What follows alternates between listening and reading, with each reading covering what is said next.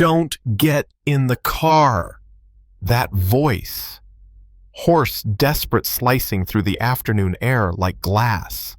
Rebecca Harlow froze one manicured hand on the chrome handle of her town car. For a second, the city noise disappeared. No traffic, no wind, just that broken cry from a man in a janitor's uniform.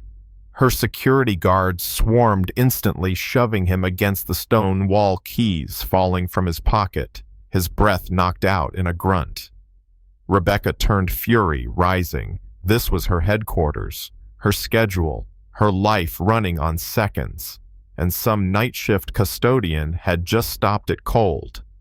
"Who is he?" she snapped. "Night crew, ma'am. Daniel Reed." Probably crazy.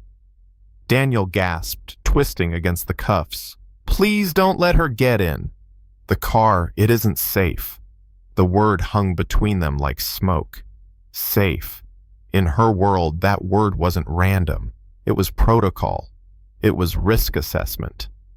Her lead guard's hand drifted toward his jacket. He ordered her back. Within minutes, police tape went up, sirens blared, bomb squad robots crawled beneath the car. A whole block locked down because of one frantic janitor. And when the car came back clean, no bomb, no trap. Daniel Reed looked finished. The cops read him his rights, calling it a felony. Rebecca's day was already in ruins, her private jet waiting a meeting lost forever. She should have let them haul him away. But something in his eyes, too sharp, too focused, made her hesitate. "Leave him," she told the cops, voice low but final. "He's mine." They didn't argue. Nobody argued with Rebecca Harlow. Up in a glass conference room 50 stories above Daniel, sat like a man about to face execution. Rebecca circled him slowly. "5 seconds," she said. "Tell me why you just destroyed my day, or I'll destroy your life." His chest heaved. His words came out rough. "Neural deterioration syndrome." Her face twitched just for a heartbeat. But he saw it. He had her. That name wasn't public. That disease lived buried behind medical firewalls, non-disclosure agreements, shame. Her younger brother was fighting it, and now a janitor knew. She dismissed, her guard eyes still locked on him. "Talk." Daniel's voice cracked. "My daughter, Emma, she's 7. Diagnosed 6 months ago. Hands shake when she draws. Doctor said there's no hope. But I found papers, shredded memos in your building's bins. I taped them together. I saw the trial, the so-called cure you're funding. It doesn't heal, it kills. And your brother's their subject." Rebecca's mouth went dry. She'd staked billions on Dr. Carver's miracle. She needed it to be true. But here was a father with nothing left to lose telling her it was a lie. She ordered his daughter's medical file pulled from the hospital. When it arrived, her chest clenched. Same disease, same downward spiral. He wasn't lying. That night, she stormed into Dr. Carver's office with the papers on his shady consultant fired scientist fraud on record. He stammered excuses, but she heard the silence, the guilt. He'd been using her brother, not saving him. By dawn, she had no choice. She and Daniel had to break into the hidden facility and stop whatever was coming. They went with Graves, her lifelong security man, stoic and loyal.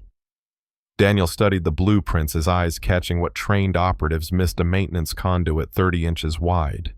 "Not the front door," he said quietly. "He's expecting a CEO. He won't expect a janitor." So they crawled through filth, through pipes that stank of chemicals, their breaths echoing in the dark. When they surfaced inside, guns were already moving crates, marked biohazard, toward a freight elevator. They weren't just testing anymore, they were cleaning house. And Rebecca's brother was about to disappear forever. Chaos broke loose. Graves held off guards with clinical bursts of fire. Rebecca and Daniel sprinted toward a locked wing. Behind the door, she could hear a heart monitor. Her brother, still alive. Daniel ripped open an old purge panel, hands shaking. "We can't break in. We can make them open it." He yanked the lever. Sirens wailed, air hissed out. Inside, men screamed as the purge suffocated them. The steel door slammed open. Out stumbled Dr. Carver, gagging with his disgraced partner. Graves disarmed them without hesitation. Rebecca pushed past, and there on a table was her brother, pale tubes in his arms. One IV bag looked wrong, dark fluid hidden. Daniel pointed. "That one doesn't belong." Rebecca ripped it free. For a second, the heart monitor flatlined. Then, miracle, the beeping steadied. Her knees buckled in relief. Daniel had saved him. But footsteps thundered outside. More men. Graves barked barricade. They shoved cabinets against the door as the steel warped from battering rams. Daniel and Rebecca found the hidden service elevator, cranking it open. They shoved the gurney inside. Graves stayed behind. His last look was steady, proud. "Go. That's an order." The doors closed on gunfire and a man who chose duty over survival. Rebecca screamed his name as the elevator dropped into blackness. They crashed into a subterranean dock. Daniel smashed into a truck, hot-wired it like he'd been stealing cars all his life. Carver begged him, "Let me go. I'll cure your daughter. I'll make you rich." Daniel's face hardened. "You don't get to say her name." He left the man for the FBI. When Rebecca called in federal teams, black helicopters swarmed the skies. Carver's empire crumbled by sunrise. Days blurred hospital corridors, FBI interrogations, headlines screaming about human experimentation. Rebecca kept her promise. She launched the Harlow Reed Foundation. Billions poured into real research. And two of the first patients were her brother and Emma. 6 months later, on a quiet suburban lawn, Daniel watched his daughter sprint across the grass, laughing, chasing a soccer ball with Kellen. Her hands steady now, strong. The disease retreating. Rebecca stepped out with lemonade. Her heels traded for sandals. They stood side by side, watching two lives once slipping away, now shining in the sun. Daniel whispered almost to himself, "I wasn't trying to be a hero. I was just trying to be a dad." Rebecca smiled soft for the first time. That's what heroes are.